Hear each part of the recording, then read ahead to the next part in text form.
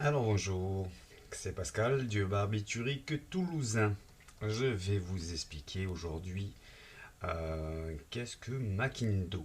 Alors Macindos, c'est tout simplement un genre d'émulateur qui va vous permettre de lancer toute application Windows et même des jeux. Alors comment ça fonctionne?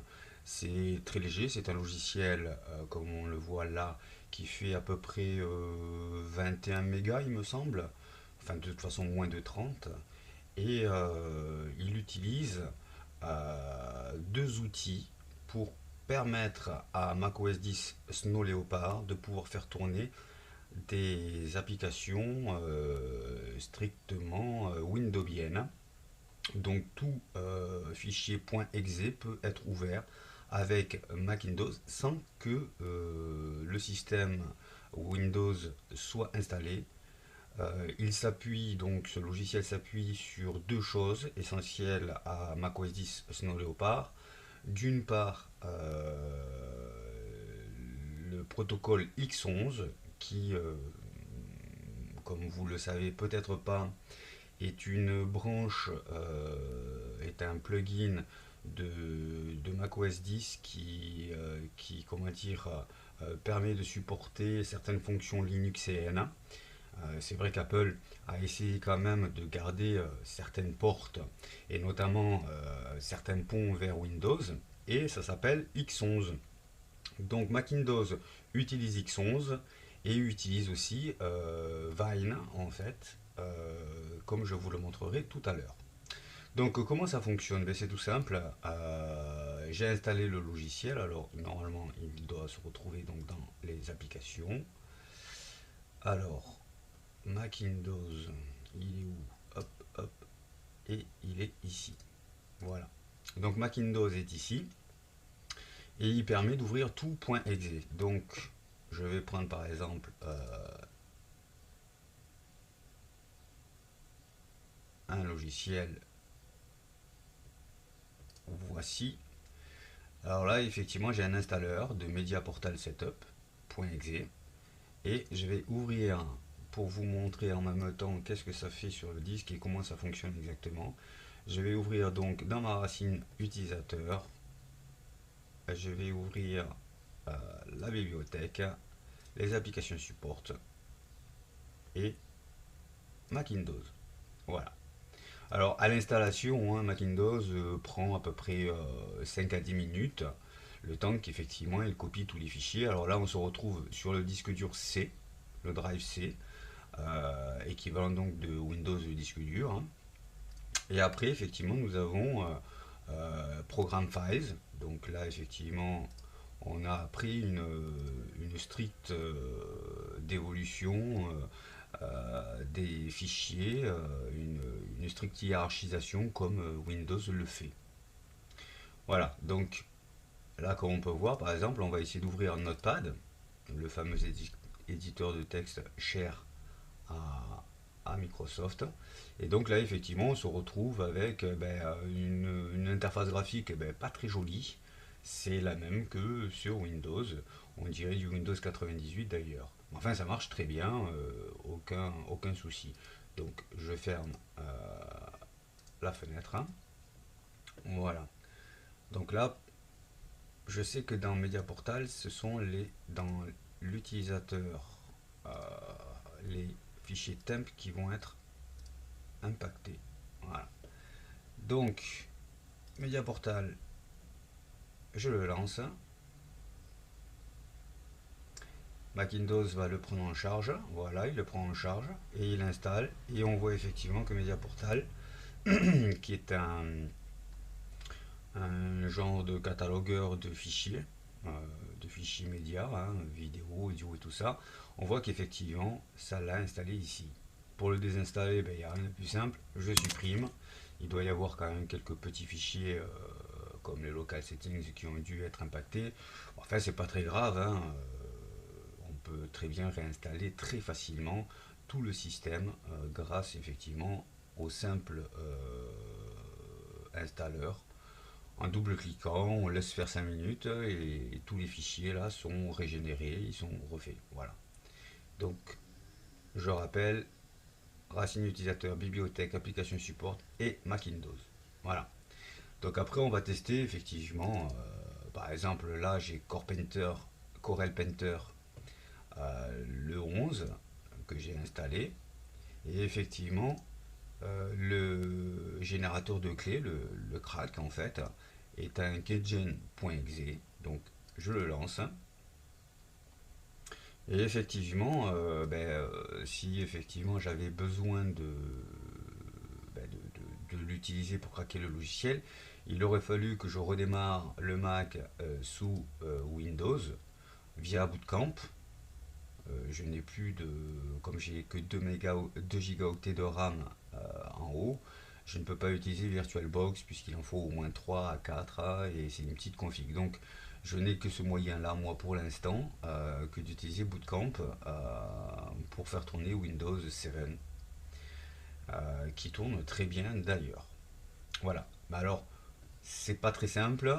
La solution la plus simple étant effectivement de pouvoir faire tourner depuis macOS 10, en l'occurrence macOS 10 6.3, tous les petits fichiers en .exe. Et d'ailleurs, ils sont tous, effectivement, ils portent tous l'icône de Macintosh, Mac Windows, pardon. C'est tout nouveau, j'apprends comme vous, et forcément les erreurs, on en fait. Voilà, donc si par exemple je veux le lancer, ben c'est simple, hein, hop, je lance. Et effectivement, on s'aperçoit que l'interface graphique, le haut des icônes, puisqu'effectivement il s'agit de X11, d'ailleurs on voit le petit logo X11 là sur chaque fenêtre de logiciel qui va s'ouvrir. On voit qu'effectivement là on est encore sur du macOS 10 et dessous on est bien sur du Windows. Voilà, donc après je me suis monté un petit fichier puisqu'effectivement Mac Windows, tout est là, le Drive C et les programmes files. D'accord. Ben, j'ai glissé déposé dans mon doc programme files ici pour pouvoir y accéder à la manière du doc OS 10. Et effectivement, on voit que j'ai deux logiciels d'installer, notamment Password Unlocker Bundle, qui est un cracker de fichiers qui est plutôt bien fait d'ailleurs. C'est un cracker de fichiers qui est ici. Je vais vous le faire tourner pour vous le présenter. Très bien. Il va casser toutes les protections de tous les fichiers Windows que vous pouvez lui demander de casser. Alors, il fait pas mal d'attaques différentes, les fameuses attaques brutes de force, des attaques par dictionnaire, comme pour les attaques Wi-Fi. Et effectivement, là, on s'aperçoit qu'il est en train de tourner et qu'il force ce fichier-là, ici, qui est un fichier Excel, à raison de 358 000, disons entre 350 et 380 000 mots de passe par seconde. Voilà. Ce qui utilise 100% de deux processeurs et qui utilise donc 982 mégaoctets de RAM. Voilà. Donc c'est vraiment pratique, ça il n'y a pas à dire. Alors, pour qu'effectivement une symbiose soit parfaite entre macOS 10 et tout ce qui est monde Windowsien, je me suis donc installé une partition Bootcamp sur laquelle j'ai mis Windows 7 dessus et j'ai utilisé Paragon Software pour pouvoir faire en sorte que le partitionnage spécifique à Windows 7 puisse être lu de manière native par Léopard qui lui il est capable de le gérer mais quand on reboot, ce qui effectivement limite pas mal les choses. Là maintenant je vois effectivement tous les fichiers que je ne voyais pas à l'époque, puisque Snow Leopard n'était pas capable de pouvoir gérer une partition formatée autre que les formatages Mac, NFS, Là, c'est du NTFS pour Windows, donc il n'était pas capable de le lire. Et là, maintenant, avec ce simple logiciel, il est capable de tout lire. Alors, je vais essayer de lancer par exemple VueScan, que j'ai encore jamais lancé. Alors, en 32, on va voir s'il le prend. Alors, c'est pareil, vous allez devoir, si vous voulez utiliser des logiciels Windows, les installer.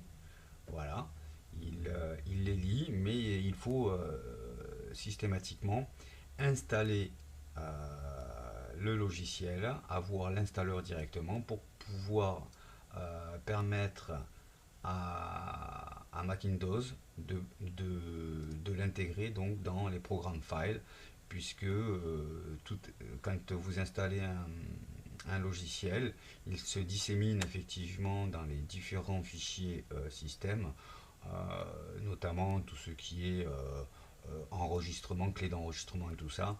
Et donc lui, il fait la même chose, mais de son côté à lui, sur son disque C à lui. Donc vous ne pouvez pas utiliser un logiciel